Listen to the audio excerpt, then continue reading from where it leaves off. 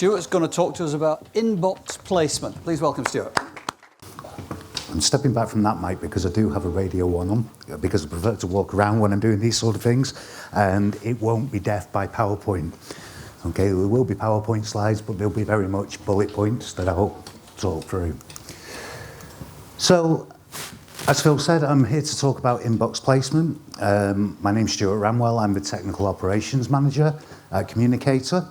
Most of you won't have interacted with me directly, but will probably have had some advice from me or my team filtered down to you via the account managers or perhaps the support team. Inbox placement. Okay, inbox placement is really made up of several different factors. Sender reputation is very important.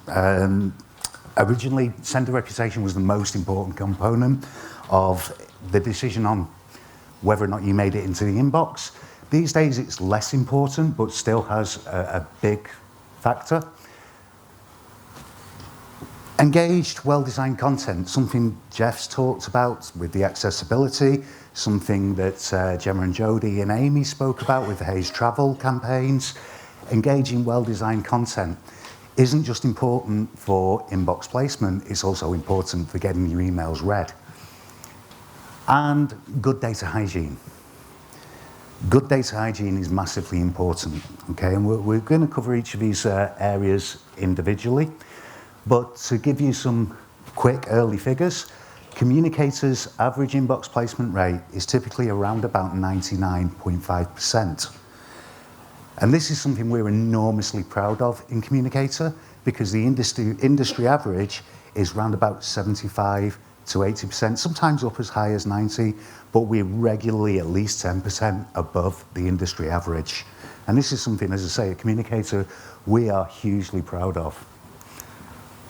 Okay, so sender reputation, a lot of this really boils down to my side of things, the technology, and I appreciate as marketers probably going to bore you, so I'll try and get through this bit as quickly as I can. Okay. First component of this is IP reputation, and this really is one of the key factors. Okay, so when we send email, obviously we send it from our servers, they have IP addresses, and the ISPs receiving the emails have lists of how good they think the emails from a particular IP address are, and this is IP reputation. At Communicator, we have something called SmartSend. Now, SmartSend was developed originally way back in 2007. We started with the first iteration of SmartSend. It has evolved since then. But what this does is it looks at the engagement scoring of the recipient email addresses. Okay, so the guys on your mailing list. We look at who's opened email recently, who perhaps hasn't, who opens it occasionally, and we put the different recipient addresses into different groups. Those groups are new, active, inactive, dormant, and long-term inactive. And depending on which group your recipient goes into, depends on how we send that email. If it's active data, then this goes out of our best IP addresses, and we can push that data much faster. Okay, so your campaigns to active data go out quicker to the ISP and have a lot better chance of making it into the inbox. Whereas if this was perhaps inactive data or dormant data and you're doing a re-engagement campaign, then we're going to use one of our addresses that comes in a slightly lower tier, still has a good reputation, okay, but we send it out that little bit slower. So when it's hitting the ISP, they're happier to accept it at that speed. Whereas if you know it's from the tier 0, the good address, the active address block, they'll accept it faster. For these lower blocks, they accept it much slower, okay? And this is really one of the biggest factors of how we manage to achieve the inbox placement rates that we do. Not the only factor, but from a IP reputation, it makes a massive difference. And I'll come back to SmartSend because there are places where this data is visible in the platform. You may or may not be familiar with it. Okay, but I'll talk about that later on. Domain reputation. Hands up, I'll do a bit of audience participation, I hadn't planned on it. Hands up if you use branded sending domains. A few of you, okay? The rest of you use our sending domains, assume? Yep, okay. Branded domains are popular, okay, but they need to be set up properly. And if they're not set up properly, then they're going to reduce the chance of your email getting into the inbox. Really, this comes down to the technical side of it, and this is something that you guys won't do yourselves directly, or most certainly won't, but you will have asked your IT guys, for those of you who do use this, to set these up. It's all about something called DNS records, and there are a number of these that are important. The A record, which is your name converted to an IP address, the MX record, which is your sending domain as a mail server, something called the SPF record, which is Sender Policy Framework. And this basically authenticates you as a sender. So it gives the ISP confidence that you're not sending spam, that you are who you say you are. These work in conjunction with two other records called DKIM, Domain Key, one second, I always forget this one. Domain Keys Identified Mail, and DMARC, which is Domain-Based Message Authentication, reporting and conformance. As I say, I'm not going to dwell on these things so much because these are really not your focus. If you have got a branded domain and you're not sure about whether or not these are set up properly, a quick phone call to our support team, they can very quickly and easily check these and validate that you are set up correctly. We also have guides about how to do it if you aren't. Okay, but again, it's very important for sender reputation. The last thing that can affect sender reputation is real-time blacklists. Hands up if you've heard of Spamhaus. A few of you have, yeah, okay. People in email marketing would expect it to. Okay, so there are dozens of these lists, and every now and again we do find that one of our IP addresses makes its way onto a blacklist, and typically this will be because somebody has received an email and complained directly to the ISP rather than just putting it in their junk file.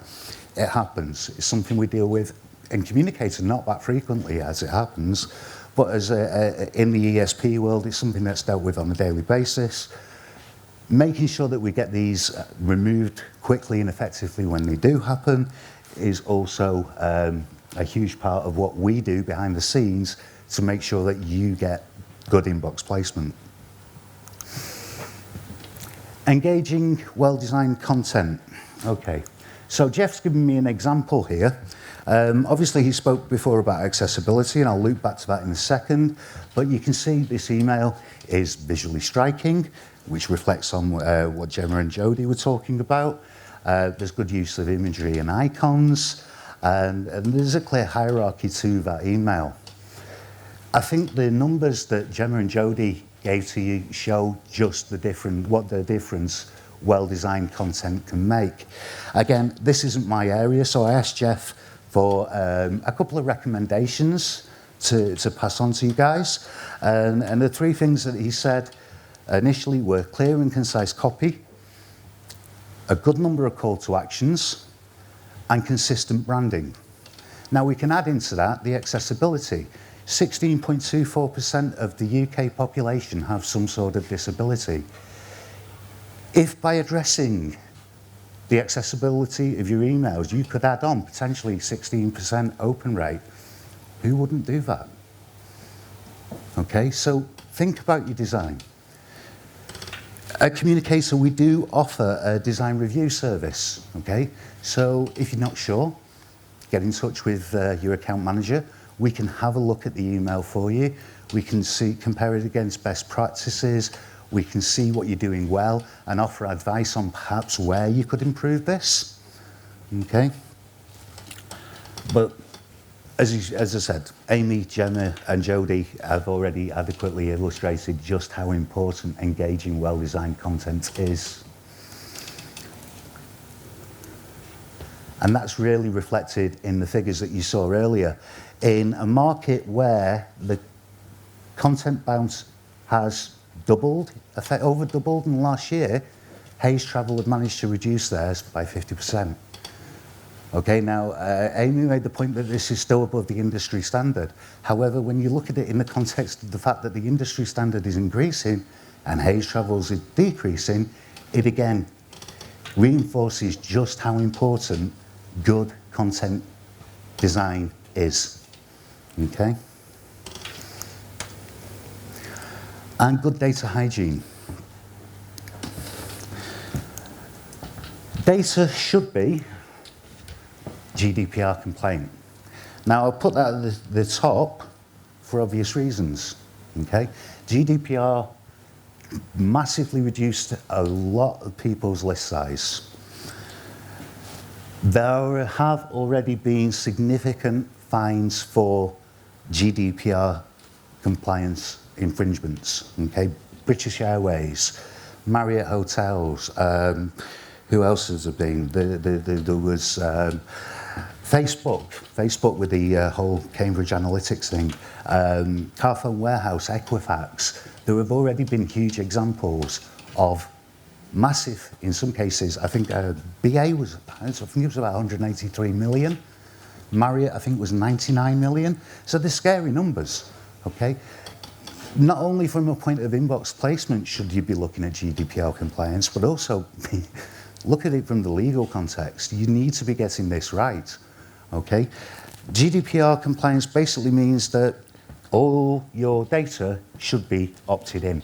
People know what you're using that data for and have agreed to you using it that way. If somebody makes a report against you under GDPR, it's going to be a lot more serious than if they didn't like your email, okay?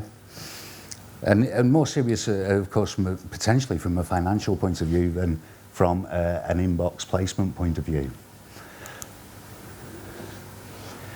Data should also be engaged.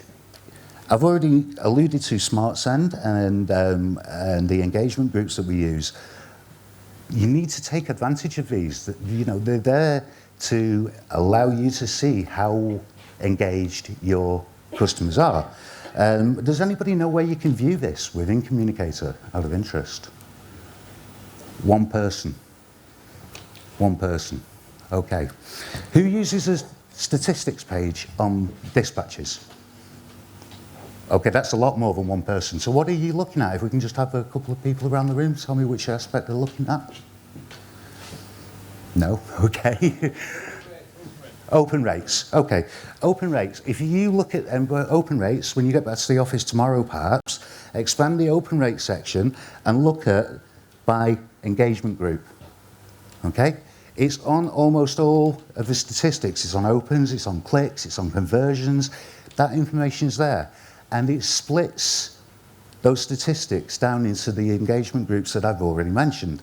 Active, inactive, dormant, long-term inactive, etc. Okay? We are looking at ways of making this data more accessible because it is at the moment aggregated. We're looking at ways of making this data more visible to you so you can see which addresses without having to look at individual addresses. You can see and perhaps filter by these engagement groups when you're preparing your dispatches. Okay? This again is going to increase your inbox placement rate massively. All right, it's a conversation that we've had within our local team and also with my boss about how we can make this more accessible. And hopefully it's something you'll see soon. And that's really what the next point is about, the SmartSend statistics. You can make really good use of these. Okay, and not just for seeing which data is engaged, but also perhaps for your re-engagement campaigns. Okay, make sure they're targeted at exactly the right people. You can see how well they've performed when you look at the SmartSend statistics, and it takes a lot of the guesswork out of it. So, as a Communicator customer, what can you be doing to make sure that your inbox placement is as good as it can be? Well, ensure your domain is correctly configured. And I get that it's not down to most of you guys, okay? But if you're using a branded domain and you haven't got good inbox placement compared to the Communicator benchmark, perhaps give the support team a ring. They will very quickly be able to check that for you and advise whether or not that is set up correctly. If it isn't, we can offer assistance in getting that set up properly, and the things that I spoke about before, especially the sender policy framework, the DKIM and the DMARC, will make a massive difference even just on their own. Okay? Well-designed, accessible and engaging content. You saw the presentation from Hayes Travel. The figures speak for themselves. Coming back to the accessibility part of it that Jeff talked about, okay, it's something that, I mean, Phil asked the question about whether or not it's going to become more important, whether it's going to become more prevalent, and my belief is it will. Okay, I saw a tweet actually completely separated from the presentation that Jeff's done or anything to do with that about how emojis were interpreted by different screen readers. And the one that in question was, you know, the one with the heart-shaped eyes and the smiley face? Okay, it was a tweet about how that was read by different screen readers. So it's not just something that we're talking about, it's something that has been talked about across other social media channels as well. And as I say, to Phil's point, I think this is definitely something that's going to become more and more important.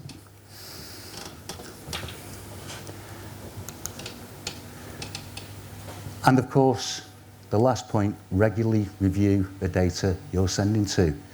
Make sure that the lists that you're using are engaged, are opted in, are wanting to receive your emails in the first place. If, you know, inbox placement is only part of it. You guys need the open rates, you need the click-throughs, okay? We'll do our bit in getting your email into the inbox, but it's really the opens and the clicks that you need. Sending to the right data to begin with is going to improve your figures. Okay.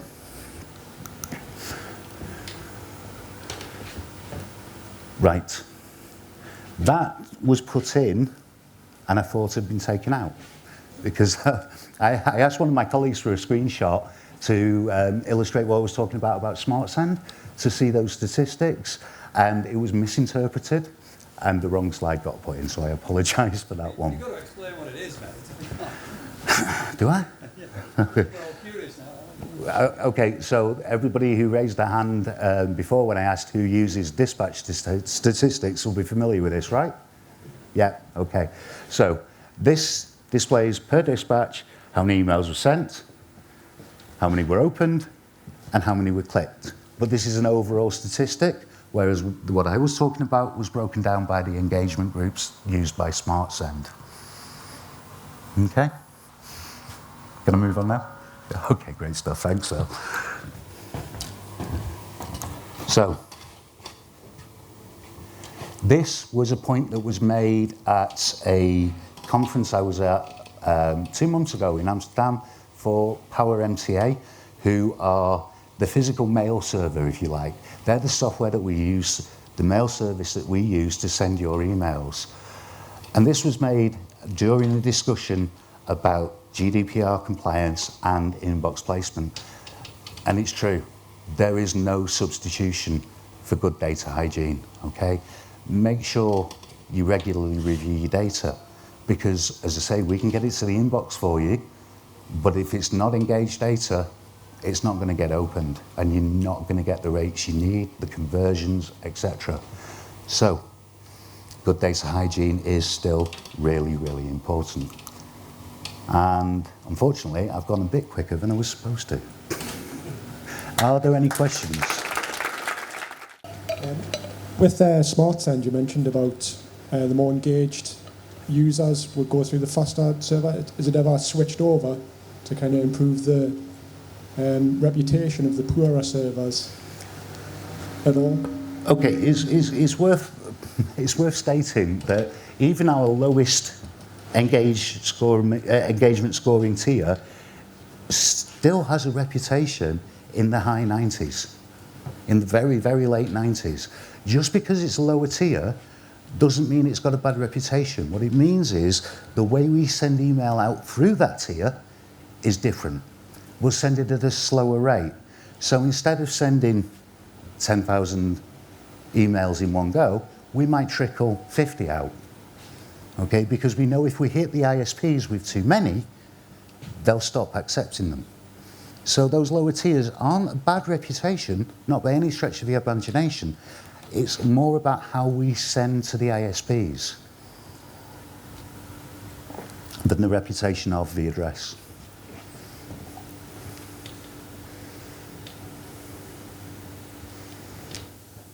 How difficult is it to get a client of a blacklist? How do you call it? A real-time blacklist? Okay, so typically it's not the client that ends up on the blacklist, it's us. It's the IP address that ends up on the blacklist. Okay, how difficult is it to get an IP address off a blacklist? There are a number of factors. It depends on the blacklist concerned.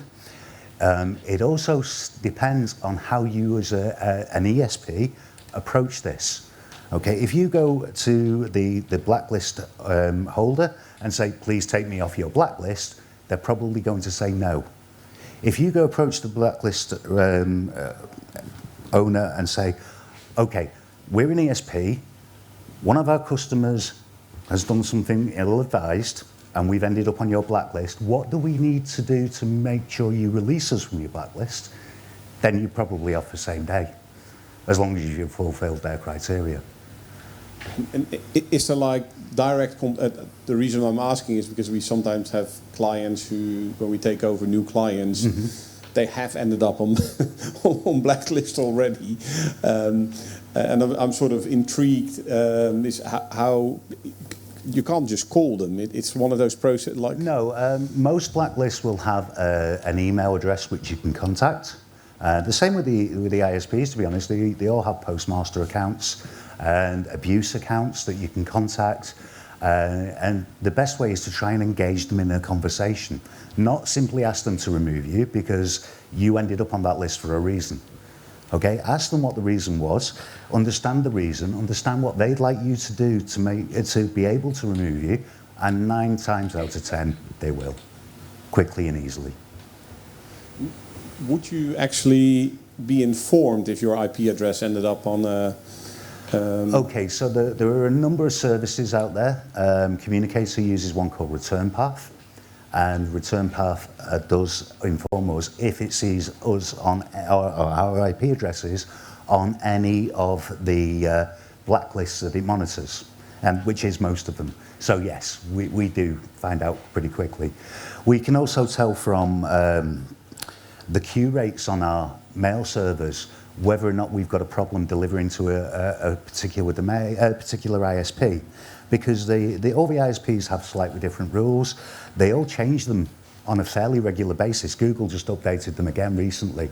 Okay, so when that happens, we have to look at what we're doing, how we're doing it, and modify that. But that's why you guys use us, so you don't need to worry about that side of it. Okay, so again, we can tell if there's been a problem, typically with delivery, and we can then find out why it is and address it quickly to make sure that it doesn't become an ongoing issue. Thanks for the education. Is there a final question for Stuart? Yeah, one final question.